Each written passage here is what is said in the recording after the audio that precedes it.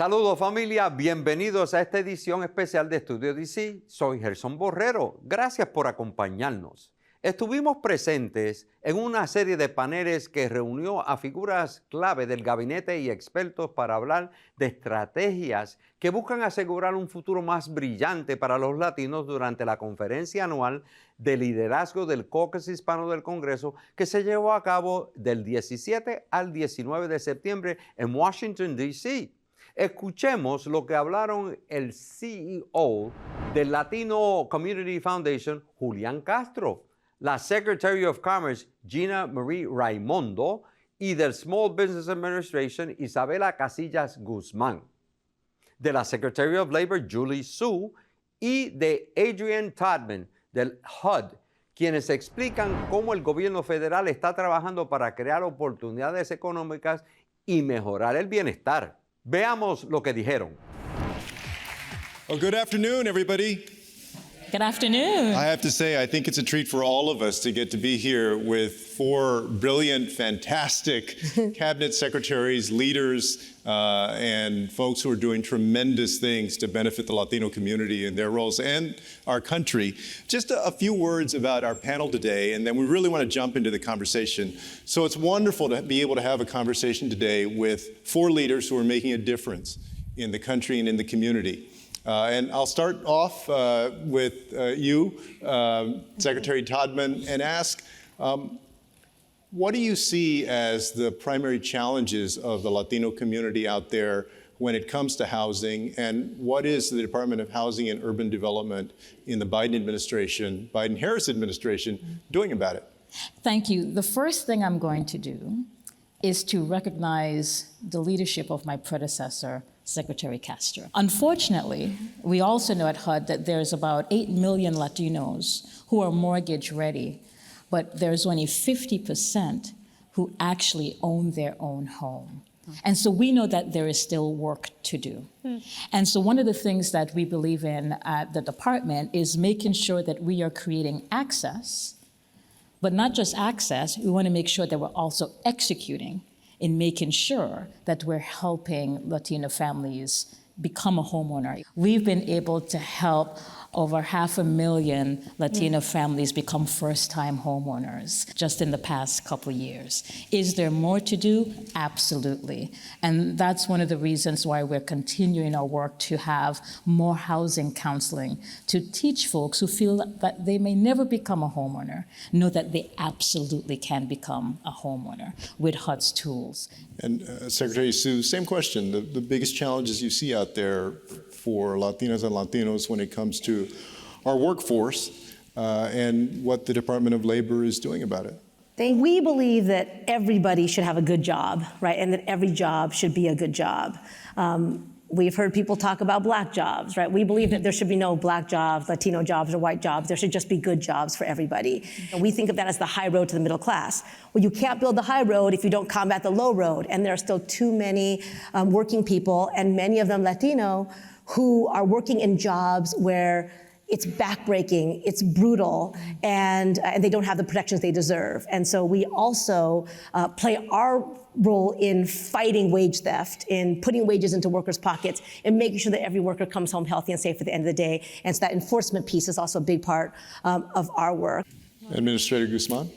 Well, the Latinos are highly entrepreneurial, and my role at the Small Business Administration is to make sure that I'm helping small businesses start, grow, and build resilient businesses, because small businesses are the ones that really truly contribute to the economy and punch way outside their weight class. They create 2/3 of net new jobs on a historic basis. They employ half our private workforce. They produce 40% of our output. But more importantly, you know, they define our neighborhoods. They make the products and services that we depend on. They innovate for the future. And Latinos are highly entrepreneurial. They're starting up at rates that are 40% higher than the pre-pandemic. They are now 1 in 10 Latino households owns a small business, and there's probably multiples within that household. The Biden-Harris administration has focused on Vice President Harris from day one, committed that small business was going to be her priority, and access to capital in particular. We have 2.5x our lending to the Latino Latino community, really reflecting that they are representative in our portfolio. And note that the SBA is now a $500 billion portfolio of investments and loans that we back at the federal government. Secretary Raimondo, same question about the challenges and what the Department of Commerce is doing to address them. And I love being here with my colleagues, and love that we work for a president who would have 4 women in his cabinet. I think that's pretty cool. One of the things we've done at the Commerce Department is we run the MBDA, Minority Business Development Agency, and we put $125 million Access to Capital initiative out, focused on Latino-owned businesses, small businesses, and huge, just breaking down those barriers, being in the community so you can have access to capital. We have to make sure that you and the Latino population has a chance to get those jobs. And so one barrier is skills, right? Making sure you have the skills you need to get these jobs, and working with Julie and the Labor Department to upskill folks. We have an initiative called the Good Jobs Challenge. I love that you said good jobs, because to get a good job, you need skills. And so because of President Biden and Kamala Harris's leadership, part of the infrastructure bill was they sent $50 billion to the Commerce Department to make sure every single American in every community, every small business has access to high-speed, affordable internet. Secretary Todman, what is HUD doing to try and improve access to federal programs and resources for the community? We deployed for the first time $10.5 million intentionally meant to help first-time homeowners, and most of those funds went to our partner, Unidos US, who we know have a great track record carrying out housing counseling in Latino communities. In addition to that, we have been working with Hispanic serving institutions to conduct the research that we know we need to have to further dive down in how to make sure we're getting that access in a way that is not just intentional, but really outcome focused.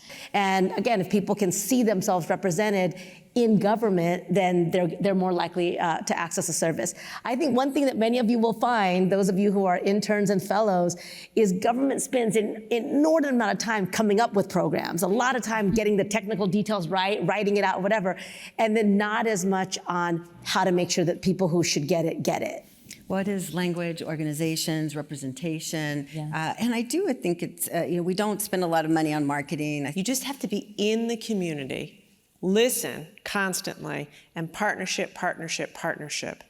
I would say, and we've all partnering with the HSIs and Unidos, et cetera, faith-based organizations are key. When I became secretary, there's an Office of Faith-Based Partnerships in the Commerce Department, which had been essentially shut down by my predecessor. And one of the first things I did was reconstitute it. And it, particularly in the Latino community and so many communities, that's the one place they go every week, have a community, trust in their language. So we've reconstituted this Office of Faith-Based Partnerships. It's like another way to reach out to the community, which I have found, effective.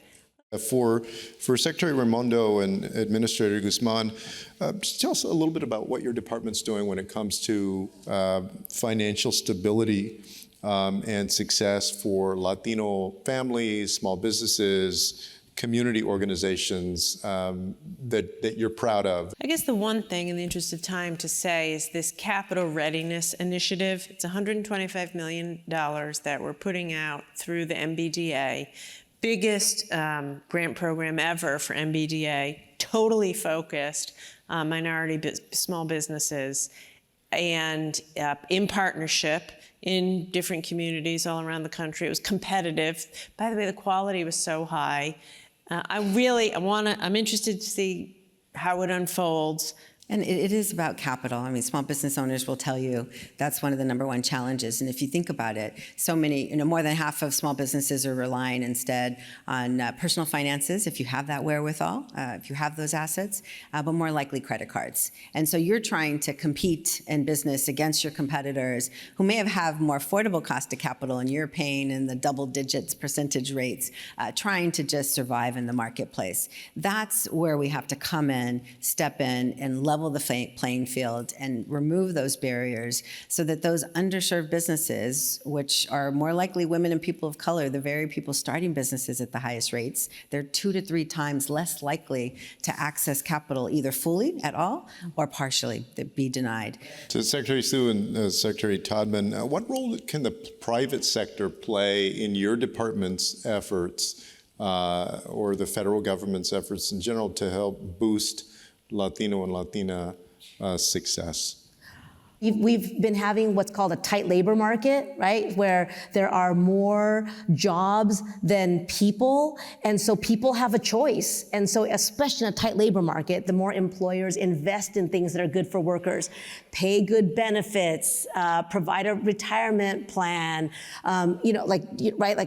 pay good wages, the more you are likely to be able to recruit the workforce that you need. So some of it's just good job creation. Occupational segregation costs Latinas in this country $53 billion a year when compared to white men.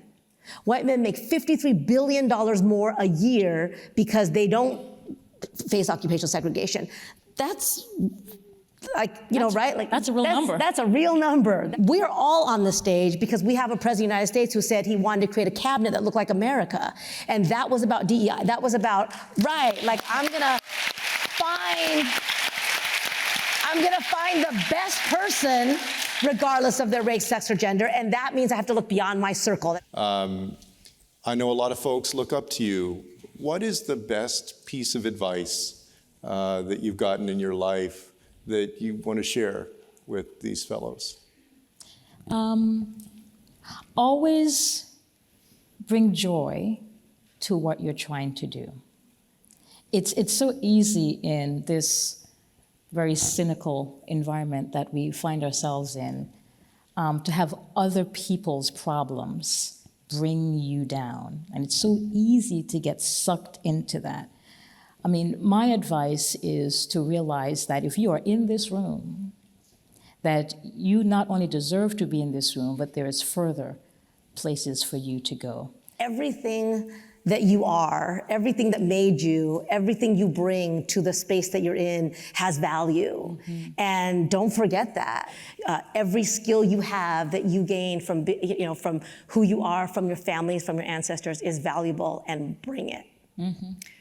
I was sitting in your seat before in my life. I'm a CHCI alum because I was a high school intern through CHCI, placed in a senator's office. And I'm the first CHCI alum to break into that ceiling and get into cabinet from the CHCI club. So it's and when I was in your position, I never imagined that I would be in this role, to be frank. I mean, I loved business and small business. I come from a small business family. My dad's has a chain of veterinary hospitals that he started, first one in East LA, around Southeast Los Angeles, and I just grew up with a passion for small business. And I do think it is that passion, it is being true, but it's authenticity and it's perseverance. And I say those two in combination because you have to maintain and be true to who you are and what you're passionate about. Yeah. The best advice I've ever gotten is from my mother, who said, it's very simple, just keep going. Mm-hmm. That's right. And the first time she said it, I was like, you can't give me anything more than that. That's it. But you will see, and I have seen, how wise that is, because you're going to get knocked down a lot. You're going to be discouraged. Things won't work out always the way you want. But that's a moment in time. It's a temporary setback. Just keep going. Familia, vamos a una breve pausa. Ya regresamos.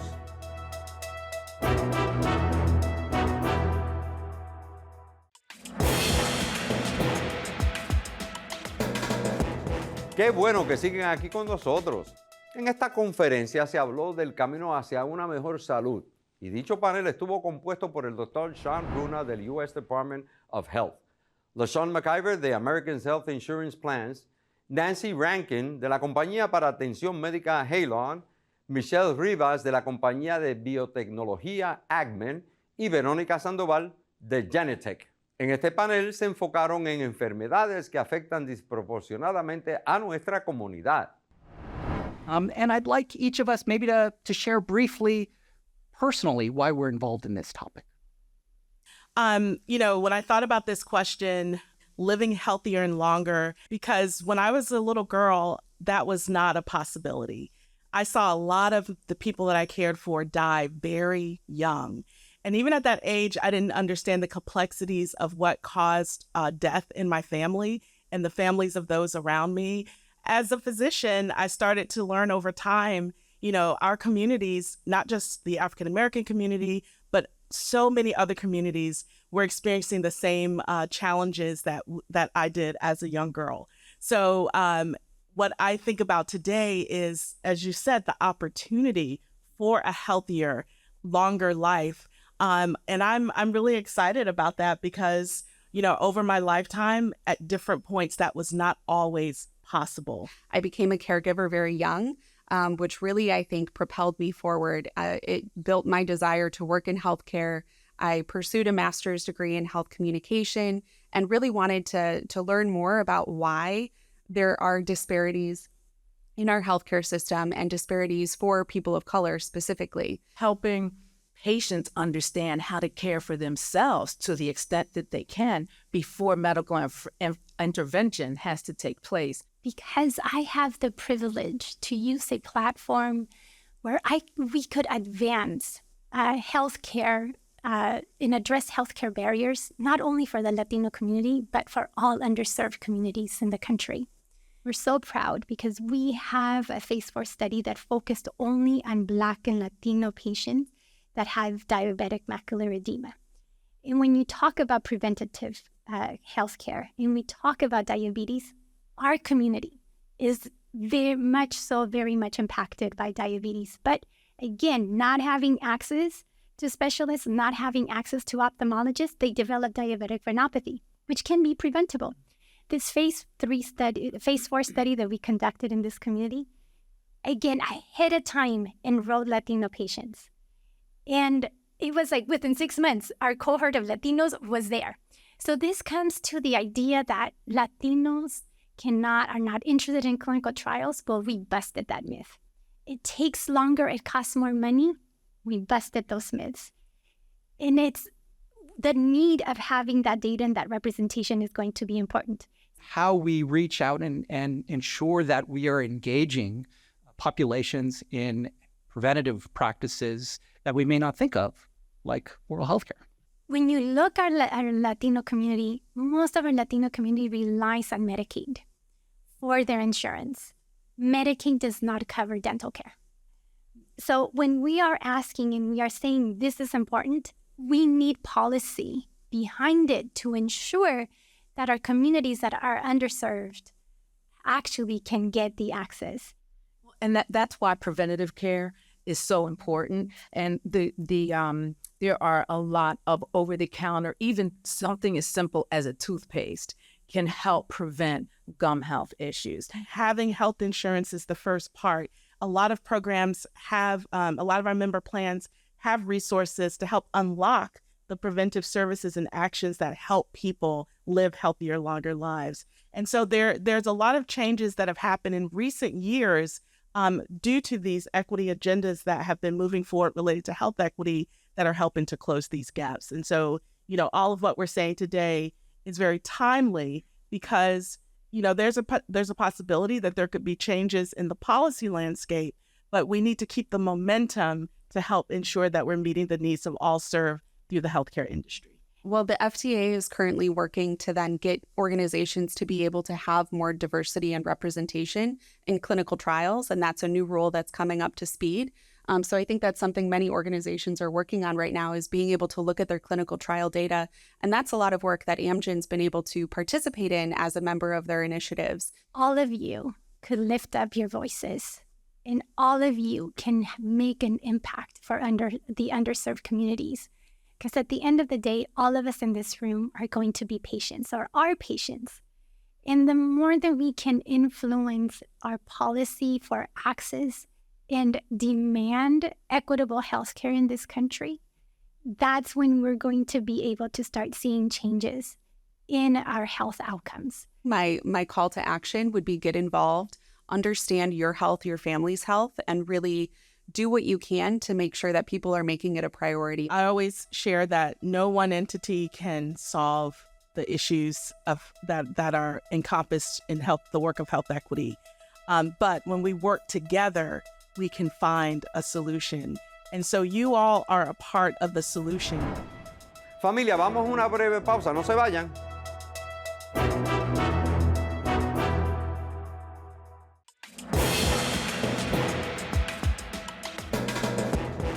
Gracias por seguir con nosotros. Ahora enfoquémonos en un tema que resuena fuertemente en nuestra comunidad, la migración, que para algunos es el cuco y los inmigrantes son responsables por todo lo malo que acecha a la nación. Veamos este panel con la congresista Delia Ramírez del Distrito número 3 de Illinois, presidente y CEO de Hispanics in Philanthropy, Ana Marie Ardiálogos, Julieta López, vicepresidente de Hispanic Federation, y director ejecutivo de Carecen, Abel Núñez, sobre las raíces, las respuestas políticas y lo que debemos hacer para reconocer las contribuciones de los migrantes latinos. Veamos. Why are Latin Americans coming to the U.S.? The reason why people are leaving, which is not so simple, and it's very complex, is about how Latina immigrants are such a powerful force in our cities all across the country, in small towns, even more than in big cities, but really everywhere. As you all know, we're 19-20% of the population, but in terms of the labor force, the numbers are staggering because we're 18% of essential workers, and we all saw that during COVID. We're 16% of healthcare workers, and in economic data, which the Latino Donor Collaborative just released at Latitude just a couple days ago, it reaffirms over and over every year highest rates of entrepreneurs in the U.S., Latinos, and we're just becoming more and more diverse and expanding that population. I want to sort of bring us back to some historical context of, why we're here, because where we're at right now has a beginning, and we have to remember that a large geographical space of our map was Mexico, right? So when we talk about immigration, there's a historical context of where families, and you hear that, particularly in the Southwest. For anybody that's from the Southwest, be like, we didn't cross the border crossed us. So that there's that component of it, right? And when we're talking about intersection, we need to also be clear about our economic capitalist model, which I call savage capitalism, where it needs a permanent underclass to build its economic strength. From 1980 to 1992, this country spent $1 million in military aid to that region. There are consequences to that, and that is migration, because it also intersects with our economic needs, right? So right now, last year, now it's a year old, but as we're talking about this immigration debate, and they're coming, and the border's a mess, and all this stuff, there's about 9.6 million jobs available in this nation with only 5 million actively looking. Well, who do you think is gonna fill those jobs? Particularly in the construction sector, in the hospitality sector. So we kind of blind ourselves in one eye and just look at it from the other eye and be like, oh my God, we have a problem here. But we don't realize that long term, this country is going to need immigration if we want our standard of living to be sustained. Remember this, by 2050, this country becomes a majority minority nation. Immigration from Latin America is not going to end anytime soon, right?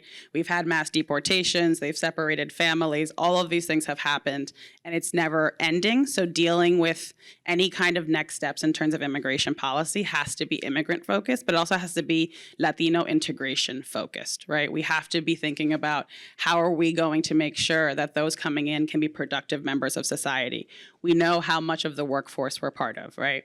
A lot of our benefit systems would not exist if it wasn't for immigrants that are paying taxes, right? Social Security in 2022, we paid $194.5 billion in Social Security. That means 109.5 million Americans received their Social Security benefits at the rate that they're supposed to be receiving them. No one talks about that, right? No one talks about the fact that $53.6 billion were paid into Medicare, right? Immigrants are paying into these tax systems and receiving zero benefits, right? And that's something that we have to make sure is clear that imagine, and this is people who are low-wage workers because of their immigration status. They can't get the jobs that they should probably be getting, don't have the education system set in place. Imagine if we were empowering them to be the high wage earners that they're supposed to be, right? So I think those are important things that we need to discuss when we're talking about next steps in terms of immigration policy. And what challenges are you facing? One of the biggest issues that we always see is funding, right? Is how do we make sure and getting these resources to as many people as possible, right? Even once you're at the point where, okay, I can apply for whatever visa, work authorization, whatever it is, your pathway, there's still an issue of how do you pay for that application, right? The Parole in Place program that came out earlier this year, right? We set up different workshops to get people enrolled. That fee was $580 for you to then be able to have the work authorization, right? To be able to not to be free of deportation. So those are systems where even when you do have the capacity to set up these workshops, to move people, to guide them and tell them exactly, you know, these are the things that you have available, they may not even have the resources to get to that application. So nothing regarding immigration gets approved in Congress right now.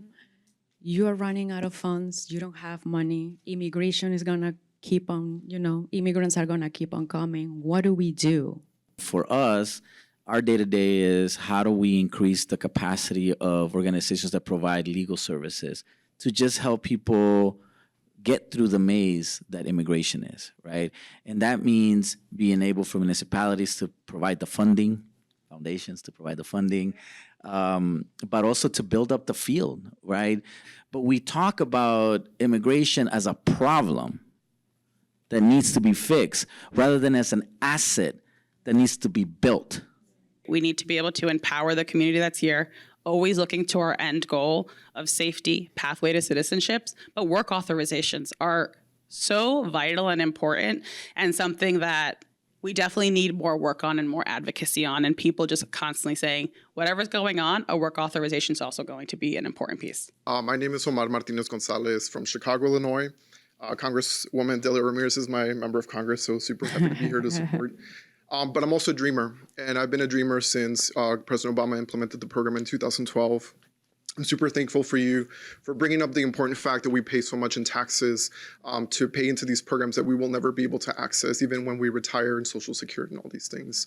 But even more so than just paying taxes, some of us have dedicated our entire lives to serving our communities through nonprofit work, through public health, during the pandemic, prior to even now.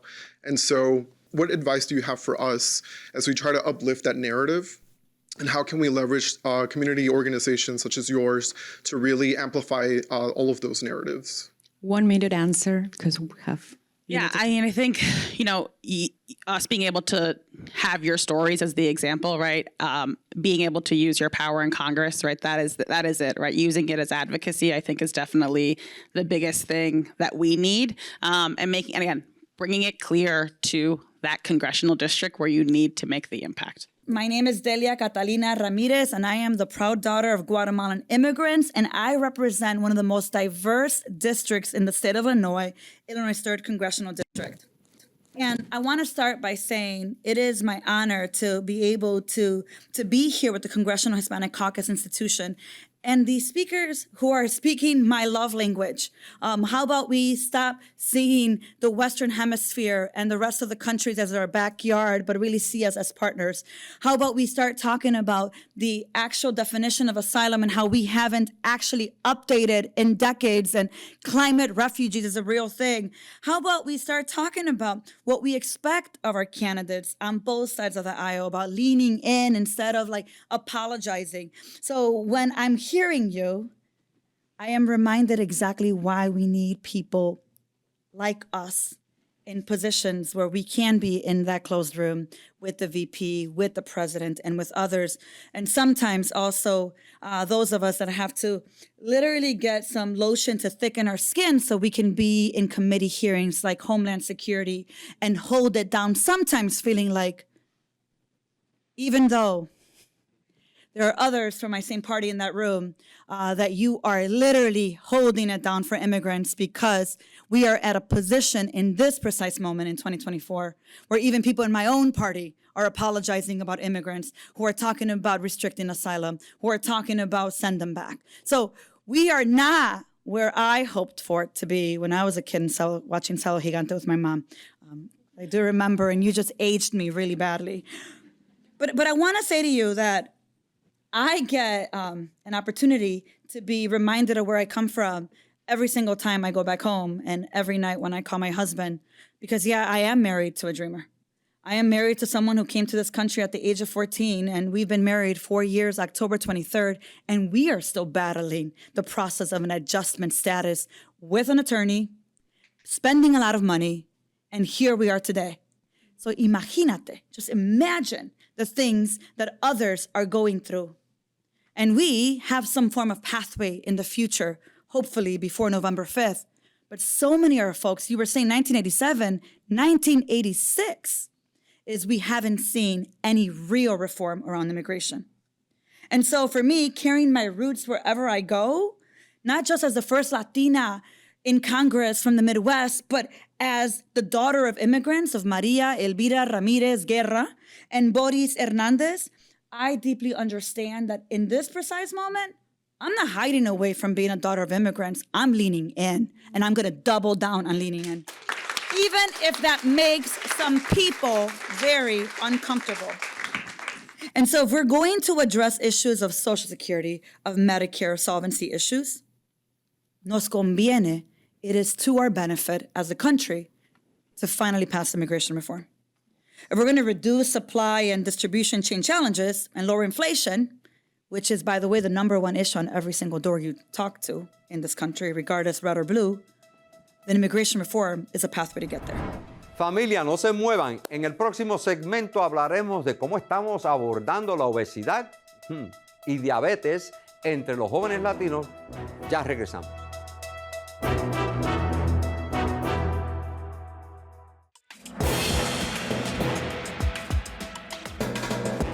Gracias por seguir con nosotros, familia.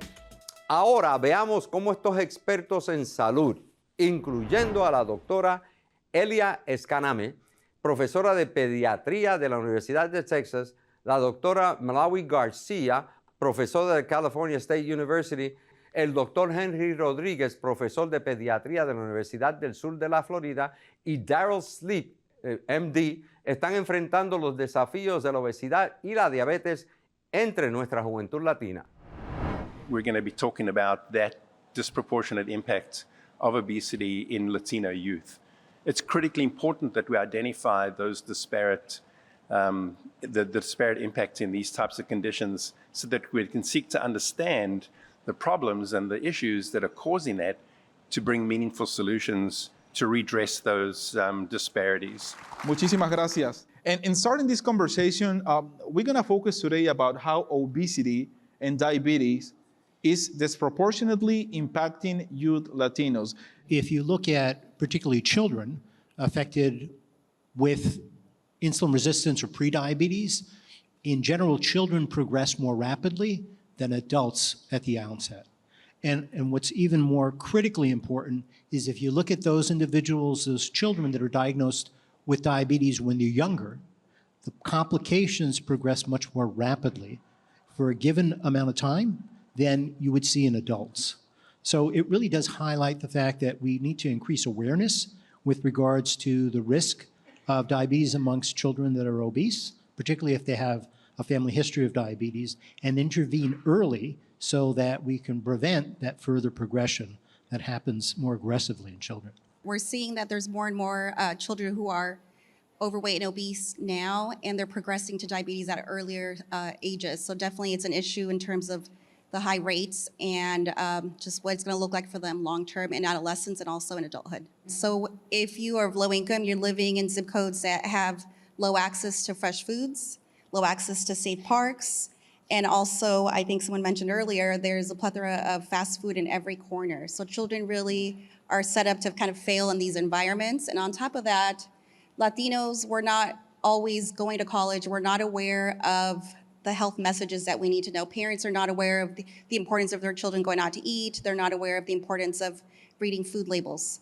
And at the same time, they can't afford to buy the healthiest food that's maybe not canned or frozen. So unfortunately, Latinos tend to be economically disadvantaged, so they live in areas many times where they don't have access to supermarkets that have fresh food and so forth, many of them reliant on convenience stores. It's interesting, if you look at Latino families that emigrate to the United States, many times you'll hear where, back in their home country, they walked a lot in their village or in their area, they took public transportation, and they come to the United States where it's completely different, and there's a lot less physical activity, and there's a lot more calorie-dense, unhealthy food being consumed.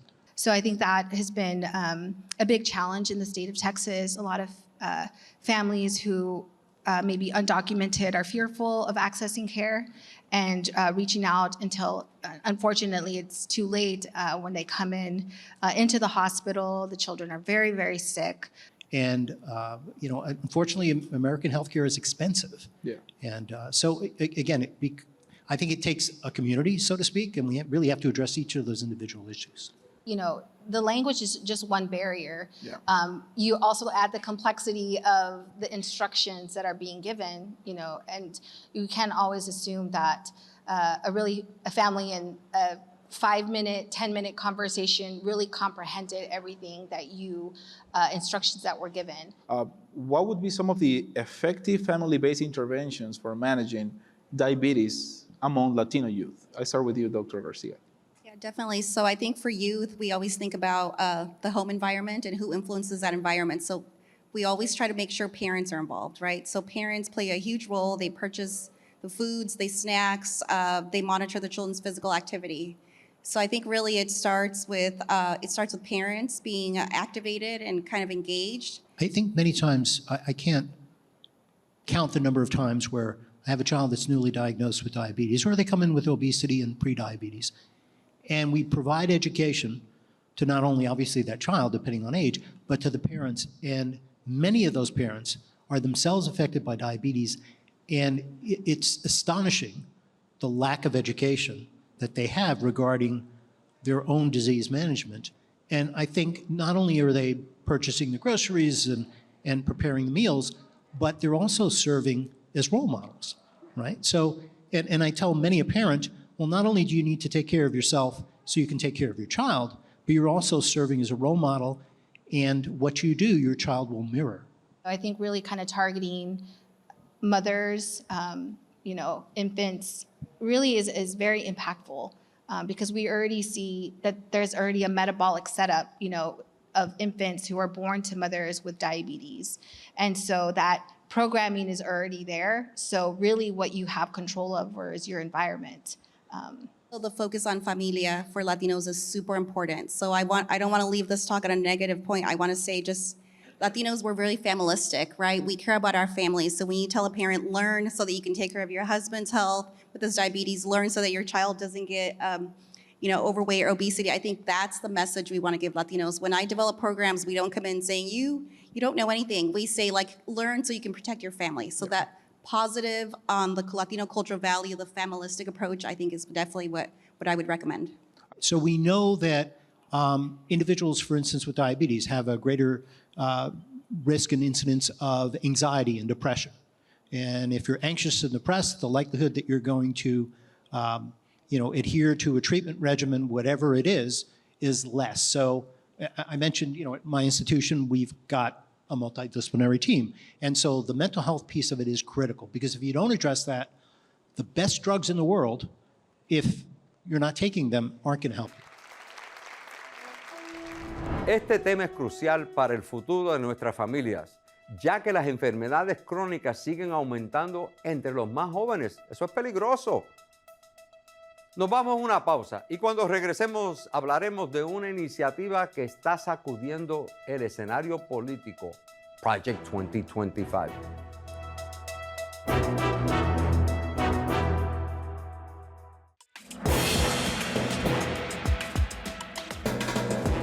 Familia, llegamos al último segmento de este episodio y queremos terminar hablando de Project 2025, una propuesta que podría cambiar radicalmente las políticas nacionales y el futuro de todos, particularmente las comunidades latinas en este país.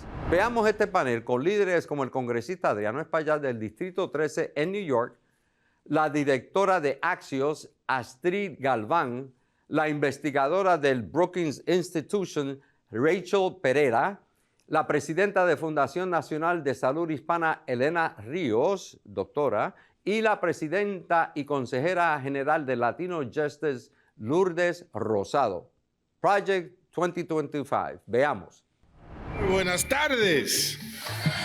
Okay, you had a long day. All right. I see you made it through, right? Well, thank you. This is such an important session, right? I thought it was critical that we talk about this in a nonpartisan, transparent way about Project 2025 and what it can do to our nation. Latino voters must be informed about our election procedures and know their rights, their full rights, to safeguard the future of our communities and democracy. The ongoing voter suppression campaign and efforts are silencing many of our voices, particularly Latino Americans across this country. So within this 920-page manifesto, I believe strongly that conservatives have attacked every aspect of American life. That is why we must educate ourselves about the voting process, understand the proposals that are there, and make informed choices for our communities. 36.2 million Latinos are eligible to vote this year. I hope it's much more, because we're still pushing to register more. The power is right here in your hands in the room. The power is in your hands. The reality is Project 2025 is not some hypothetical future. It is here and it is now. For years, actors at the local and state levels around the country have been working to implement key provisions and have received a lot of success, actually. And to the extent that provisions haven't been, or elements of the plan have not been implemented, they've been laying the groundwork, the foundation for future implementation. In the immigration realm, we've seen a lot of proposals that are designed, frankly, to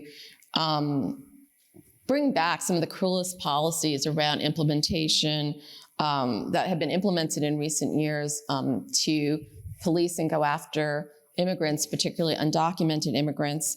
There also contain proposals to eliminate several pathways to legal migration and just really also to make life, take us back to the 1990s. A lot of you may not remember, but the 1990s was where I remember a real spate of anti-immigrant measures, again, on the local, state, and federal level, that really made it hard for immigrants, both documented and undocumented. So on the enforcement side, the proposals include reinstating the horseback-mounted border patrol. And also, a lot of us do remember here a period when ICE, for example, would show up at churches and hospitals and schools to try to capture people, to detain people. That's currently not permitted, but under Project 2025, it would be. And I think on the legal pathways front, it would definitely eliminate, they would eliminate DACA and temporary protected status. They would eliminate the special visas, T visas, U visas, that are designed for people who are victims of abuse and crimes, and really try to, again, narrow the pathway. And a lot of this is something that the administration, a new administration can do, a new federal administration can do. Dr. Rios? I think one of the most important things that could happen right away, because it's happened in every Republican administration, is to change the education about women's health. And for women's reproductive health, we've always seen in a Republican administration that you see abstinence as the principled way to provide funding to schools instead of sex education. So this time, we're going to go even further, seeing further changes in women's reproductive health. Basically, the project would have the federal government withdraw from its traditional role of enforcing vigorously our civil rights protections across the board, and would limit investigations. Basically, one of the most dangerous elements of Project 2025 is the threat to withdraw from giving any enforcement to regulations that prohibit discriminatory effects. The disparate impact notion of civil rights, which is well established going back 60 years, is the basic idea that if you have significant disparities based on race, then regardless of the cause, that's a pathology that we need to fix. It's something that should not be accepted. The theory of those behind Project 2025 is that we should not be concerned about significant disparities that work against uniformly Black and brown communities, but we should only be concerned about intentional racial discrimination where the intent is clear and on the face of what's going on. Where does that happen today? In their view, it only happens when folks are committed to rooting out the disparities that exist and take race-conscious or at least race-aware actions to try to reduce those disparities. Project 2025, if you read the introduction chapter, if you read any of the area-specific chapters, that worldview comes through very clearly. And it is a worldview grounded in white Christian nationalism. It's a worldview that wants to promote white Christian patriarchy. And we see that again throughout the area chapters. And it's a worldview that's fundamentally in contrast with the project of improving our democracy and of making the US a more fair and equal society. And these themes are heavy in the education chapter, which is my area of expertise. We see this in the civil rights enforcement piece. On day one, a second Trump administration could start the work of rescinding civil rights protections for gay and transgender students. Civil rights protections that have only recently been codified by the Biden administration in their work to improve Title IX. We also see, again, as Tom said, this language in the education chapter that suggests they want to weaponize civil rights enforcement to go after school districts that are promoting quote unquote critical race theory or promoting quote unquote gender ideology. And if we step back and think about what they mean when they use these terms, the Biden administration hasn't been able to achieve the widespread student loan forgiveness, but they've made important steps to improve the existing programs. And Project 2025 outlines proposals that would undo all of that work. They want to see monthly payments increase. They want to see student loan forgiveness become harder to actualize. And so, there's certainly a lot more in the education chapter, and these are just some of the ones that I see as most actionable and potentially consequential for students in schools. We're going to have a decrease in access to healthcare services across the board. Yep. The Affordable Care Act helped to increase affordable insurance and a lot of other things, but insurance in our country is one way for people of diverse backgrounds to get access to healthcare. We can't afford it without insurance. And insurance in this country went to a lot of people, but out of our 60 million Latinos, 10 million still don't have insurance. And that Affordable Care Act was important and will be rolled back. So we're talking major going backwards in access to care. And so we really do need more Spanish-speaking doctors and nurses and allied health people, translators, all of that will go away with this issue of decreasing DEI within admissions. And the last thing I'll say is abortion care is going to be stopped from being trained in medical schools. I mean, that's ridiculous. Abortion care is health care for women. Can you sort of talk about some of the immigration proposals that are concerning to you? Well, I think that, again, pathways to legal migration are definitely threatened under Project 2025, if not actually eliminated. They're calling to eliminate a lot of the programs that our families, Latino families, use, such as DACA and temporary protected status, TPS. There are about 1.2 million people in the country who have TPS. They represent folks from about 16 countries, including Honduras and Nicaragua and Venezuela and El Salvador. And this is under the Biden administration, the number of people who could get TPS was increased, most recently for Venezuelans. So that would definitely be pulled back. An unprecedented use of state systems to engage in immigration enforcement. So today, the states of Texas, Iowa, and Oklahoma have their own immigration laws in place that basically allows state court judges, criminal judges, to have those accused of being undocumented brought before them and then ordering them to leave the country. That is unprecedented. That is basically imposing a criminal punishment of exile, which is a medieval punishment, not one that we use in this country. And that's what happens when you allow states to engage in this. Of course, Arizona has a very similar measure on the ballot this November. If you are in Arizona or working on campaigns in Arizona, important as the presidential and Senate campaigns are, Proposition 314 is a very real danger in this country. It would be the fourth state basically seeking to enforce their own deportation system.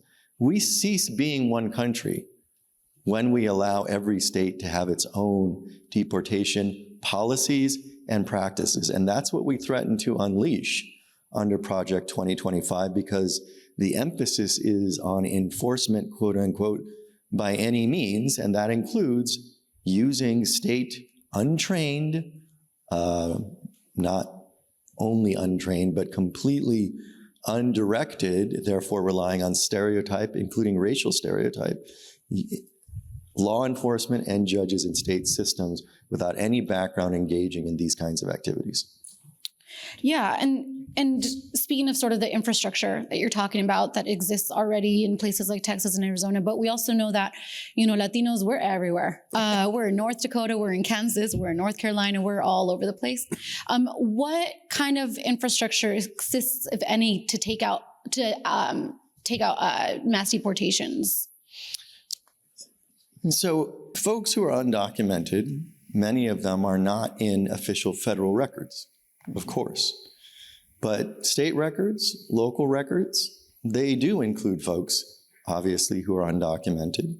May not indicate that they're undocumented, but when you're interested in mass deportations, regardless of due process and tolerant of racial stereotyping, then all of that becomes very real potential fodder for use in a mass deportation system.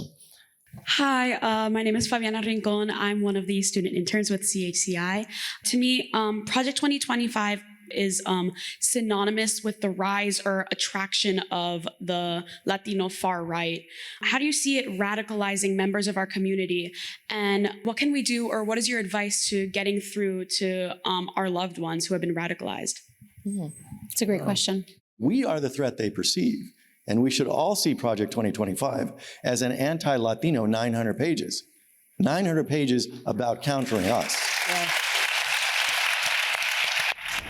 Familia, el futuro está en nuestras manos.